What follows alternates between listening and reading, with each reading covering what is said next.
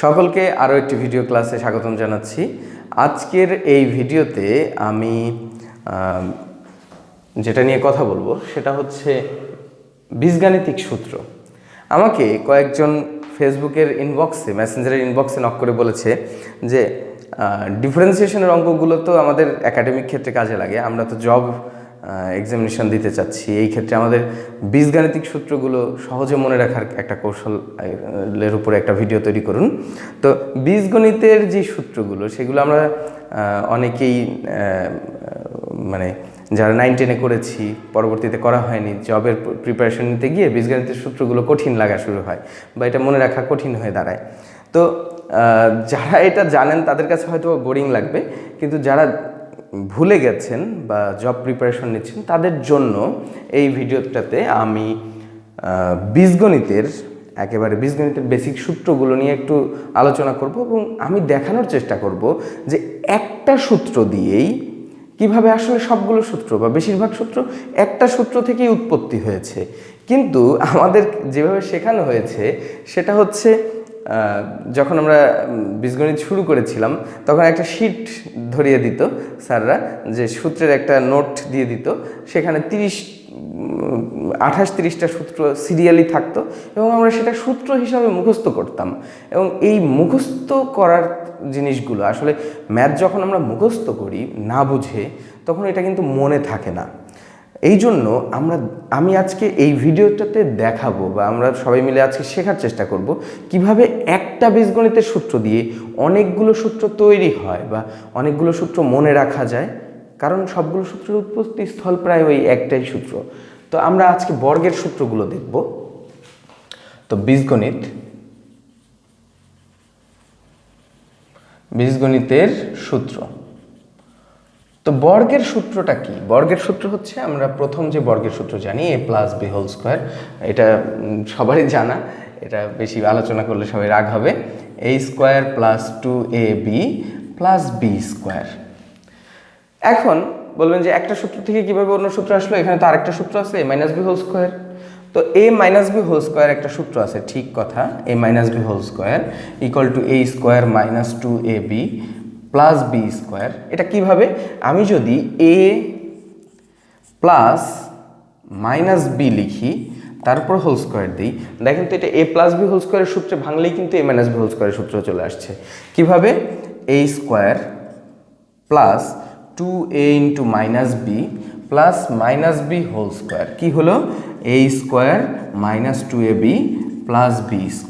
তাহলে a-b² আসলে a+b² এরই একটা পরিবর্তিত রূপ। যা হোক, এই দুটা প্রায় সবারই মুখস্থ, কিন্তু এরপর এই সূত্রগুলোকেই চেঞ্জ করে রূপ চেহারা চেঞ্জ করে এতগুলো সূত্র তৈরি করা হয়েছে বা এতগুলো সূত্র আমাদের ওই একসাথে গলদীকরণ করা হয়েছে যে এগুলো মুখস্থ করো। সেই ঝামেলা থেকে মুক্তির উপায় আমরা এখন খোঁজার চেষ্টা করব। তো আমরা যদি দেখি, আমাদের এর পরবর্তীতে একটা অনুসিদ্ধান্ত আমাদের শেখানো হতো যে a² + b² = a + b² - 2ab। কিভাবে আসছে? এটা কিন্তু এই সূত্রেরই একটা রূপ। আশা করি এতক্ষণে সবাই বুঝে ফেলেছেন যে a² + b² আমি ওই সাইডে রেখে দিলাম। সাইড চেঞ্জ করতে আমরা সবাই পারি। এই 2ab কে যদি আমি এই সাইডে নিয়ে আসি, তাহলেই a + b² - 2ab = a² + b²। এটা কি মুখস্থ রাখার কোনো দরকার আছে? ওই সূত্র জানলে এটা অবশ্যই আমরা পারবো। 4 নম্বরটা a² + b² এর আরও একটা সূত্র ছিল, কারণ আমাদের এই সূত্র থেকেও তো আমি a² + b² বের করতে পারি। a² + b² = a - b² + 2ab। তাহলে আমাদের সূত্র হয়ে গেল আরও দুইটা এই সূত্র থেকেই। এখন আমি যদি এই দুইটাকে বিয়োগ করি তাহলে কি হয় দেখা যাক। এই দুইটাকে যদি আমি এখন বিয়োগ করি, যে এই দুইটাকে আমি সরাসরি বিয়োগ করব, লিখি a + b² = a² + 2ab + b², a - b² = a² - 2ab + b²। আমরা এখন বিয়োগ করব। বিয়োগ করতে আমরা জানি এখানে চিহ্ন বদল হয়ে যাবে, চিহ্নগুলো বদল করে দিলে কি হচ্ছে, এখানে আমাদের এই স্কোয়ার এবং এই স্কোয়ার মাইনাস প্লাসে কাটা যায়, বি স্কোয়ার কাটা যায়, এই প্লাস টু এ বি কি হয় 4ab equal to a plus B whole square minus a minus B whole square. তো এইটা কিন্তু আরেকটা সূত্র হয়ে গেছে, সেটা হচ্ছে 4ab equal to a plus B whole square minus a minus B whole square. তো আরেকটা সূত্র হয়ে গেল। তো আমি সূত্রগুলোকে বক্স করে করে দেই। এগুলো হচ্ছে আমাদের সূত্র যেগুলো ভেঙে আমরা তৈরি করব। তো এইখানে দুইটা, এখানে একটা শিখে ফেললাম। এখান থেকে আবার আরেকটা সূত্র তৈরি করা হয়, সেটা হচ্ছে এ বি ইকুয়াল টু, তাহলে কি এ বি ইকুয়াল টু হচ্ছে এই 4 দিয়ে আমি দুইটাকে ভাগ করে দেব, তাহলে a plus B whole square divided by 4 minus a minus B whole square divided by 4, আবার 4 হচ্ছে 2 স্কোয়ার। তাহলে আমি একবারে এখানে একটা 2 লিখে আমি এই হোল স্কোয়ারটাকে পুরোটার উপরে দিয়ে দিলেই তো আরেকটা সূত্র হয়ে যায়, এবং এইটা এ বি এর সূত্র হিসাবে আমাদের মুখস্থ করানো হয়। তো এটা এ বি। এখন আমরা এই দুইটা সূত্রকে তো কি করেছিলাম, বিয়োগ করেছিলাম। আরেকজন এসে বললো না, এই দুটাকে যোগ করে দেখি তো কি হয়। যোগ করলে কি হচ্ছে, যোগ করলে হয় এই a plus B whole square plus a minus B whole square. যোগ করলে কি হচ্ছে, যোগ করলে 2ab মাইনাস প্লাসে কাটা যাচ্ছে, তাহলে এখানে এ স্কোয়ার 2a স্কোয়ার এবং b square plus 2b square. তাহলে a plus B whole square plus a minus B whole square equal to 2a square plus b square. এটাকে অনেক সময় 2টাকে কমন নিয়ে a square plus b square লেখা হয়। এটা আরেকটা সূত্র হিসাবে আমাদের মুখস্থ করানো হয় যে a plus B whole square plus a minus B whole square equal to 2a square plus b square. তাহলে এ স্কোয়ার প্লাস বি স্কোয়ারের কয়টা সূত্র হলো, 1 2 3টা, কিন্তু এই 3টাই কিন্তু একই জায়গা থেকে আসছে, কারণ এই 2 দিয়ে আমি এটাকে ভাগ করলে এ স্কোয়ার প্লাস বি স্কোয়ারের আরেকটা অনুসিদ্ধান্ত হয়ে গেল। এরপর তাহলে এটা আরেকটা, এগুলো বক্স করে দেওয়াগুলো আমাদের সূত্র। তো এরপর সবচেয়ে প্রবলেমে পড়ে যেটা নিয়ে আমি দেখেছি, সেটা হচ্ছে দুইটা অনুসিদ্ধান্ত আছে যে a plus B whole square equal to হচ্ছে a minus B whole square plus 4ab। এটা কিভাবে আসলো সেটা একটু দেখার চেষ্টা করি।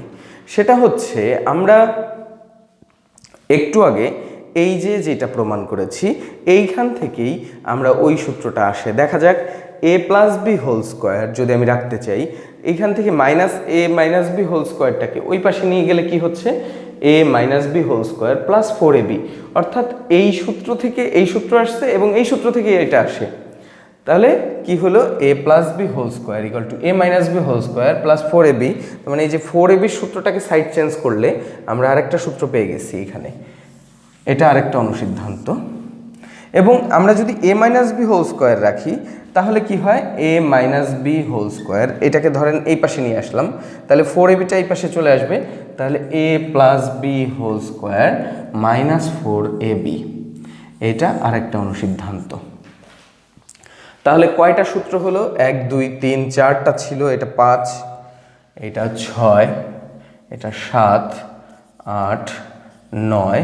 এই সবগুলো সূত্রের আসলে উৎপত্তি স্থল একটাই, a plus B whole square equal to a square plus 2ab plus b square. তো আমরা এই একটা সূত্র দিয়েই আমরা এই সূত্রগুলো যদি ভেঙে ভেঙে এইভাবে শিখি, তাহলে ওই সূত্রের মুখস্থ করে রাখার যেই ঝামেলাটা, ওই ঝামেলা থেকে আমরা পরিত্রাণ পাবো। এবং এই সূত্রগুলো কোথাও যদি ভুলে যাই পরীক্ষার হলে, আমি 30 সেকেন্ড ব্যয় করে কিন্তু আমি সূত্রটা তৈরি করে নিতে পারছি।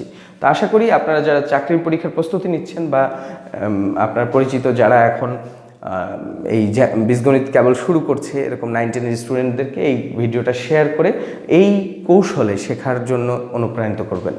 তো এইবার আমরা আসি যে এই a plus B whole square এই সূত্রটার কি বাস্তব কোনো অ্যাপ্লিকেশন আছে? তো বাস্তব অ্যাপ্লিকেশন আমরা একটু খোঁজার চেষ্টা করি। তো আমরা জানি যে প্রথম মানুষ আসলে আবিষ্কার করেছিল জ্যামিতি। জ্যামিতি কেন আবিষ্কার করেছিল? কারণ জ্যামিতিকে আদি শাখা বলা হয় গণিতের। কারণ প্রথম যুগে মানুষের কাছে ছিল জমিই সম্পদ। তো জমিকে ভাগাভাগি করার জন্য আমাদের কি দরকার? জ্যামিতি দরকার। তো সেই জ্যামিতির পরবর্তী স্টেপে জ্যামিতিকে আরও সহজ করার জন্য বীজগণিত ইউজ করা হয়। তো জমি ভাগাভাগিতে কিভাবে আমাদের বা জমির পরিমাপ নির্ণয় করাতে কিভাবে a+b² সূত্র সাহায্য করতে পারে সেটা আমরা দেখব। ধরলাম যে আমার কাছে একটা জমি আছে, যেই জমিটা হচ্ছে আমার কাছে একটা জমি ছিল, সেটার দৈর্ঘ্য ছিল a, প্রস্থ ছিল a, তাহলে তার ক্ষেত্রফল অবশ্যই a²। তো আমি আরেকজনের কাছ থেকে এই পাশ থেকে কিছুটা জায়গা কিনে নিলাম, বা আমি এই পাশ থেকে কিছুটা জায়গা দখল করলাম কারো কাছ থেকে। দখল করা বলতে আমি যে আদি যুগের লোকের কথা বলছি, আগের লোকেরা যুদ্ধ করে কি করতো, মানে দেশের জায়গা বাড়িয়ে ফেলতো। তো আমরা কোনো আরেকজনের কাছ থেকে এই পাশ থেকে কিছুটা জায়গা কিনে নিলাম বা জয় করলাম। তো আমার এখন এই পুরো জায়গাটার ক্ষেত্রফল কত হবে সেইটাই তো হচ্ছে, কারণ আমার আগে ছিল a পরিমাণ, আমি কিনেছি b পরিমাণ দৈর্ঘ্যের এই পাশে আগে a পরিমাণ ছিল, আমি এই পাশে b পরিমাণ কিনেছি। তাহলে আমার এই যে এখন এই জায়গার ক্ষেত্রফলটা কত, এই জায়গার ক্ষেত্রফল অবশ্যই a+b², কারণ এটা একটা বর্গ, তার এক বাহু a+b, আরেকটা বাহু a+b, এই বাহুটাও a+b, এই বাহুটাও a+b, তার মানে এই জমির ক্ষেত্রফলটাই a+b²।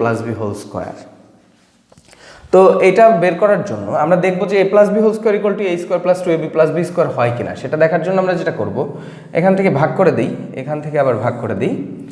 তো দেখেন এই যে বড় বর্গটা আসছে, সেটা এটাও a, এটাও a, এটাও যদি a হয় এবং এটাও তো a, কারণ এখান থেকে এই পর্যন্ত a, তাহলে এই বর্গের ক্ষেত্রফল হচ্ছে a²। এখন এই যে ছোট্ট বর্গটা পাওয়া গেছে, সেটার এইটুকু b, এই সাইডটাও b, এই সাইডটাও b এবং এই সাইডটাও b, তাহলে এটার ক্ষেত্রফল হচ্ছে b²।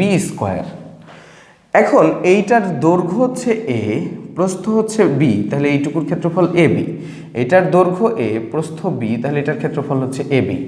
তাহলে এই যেই খণ্ডগুলো, এই চারটা খণ্ডকে যোগ করলেই আমাদের পাওয়ার কথা এই পুরো বর্গের ক্ষেত্রফল, মানে a+b², অর্থাৎ a+b² = আমি পাচ্ছি a², এই বর্গটা 2টা ab, এই জন্য 2টা ab প্লাস এই b²।